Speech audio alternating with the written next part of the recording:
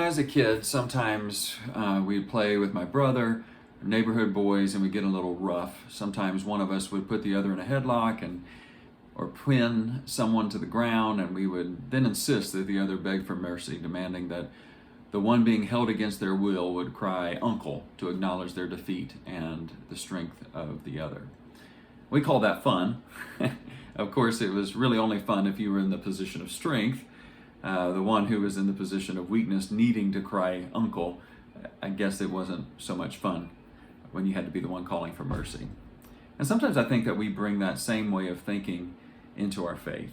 We see God as putting us in a chokehold until we finally admit we're weak and He is strong, we're sinners and He is holy, we're finite and He is infinite. That says more about us, I would say, than God. Because in Christ, God put Himself in the headlock, so to speak. Rather than wrestle us to the ground and force us to cry for mercy, He suffered and He bled and He died, refusing to cry for mercy, refusing to ask God and His angels to free Him from the cross. And then He did so, not for His own sin, but for ours.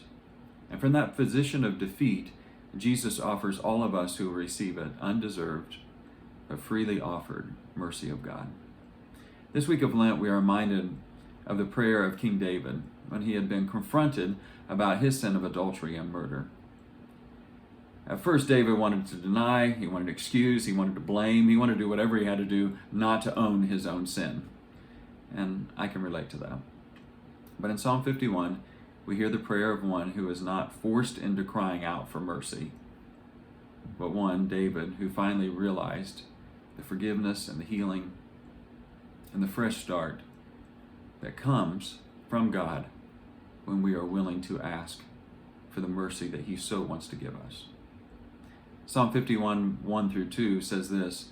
David says, "Have mercy on me, O God, according to your steadfast love, according to your abundant mercy. Blot out my transgressions.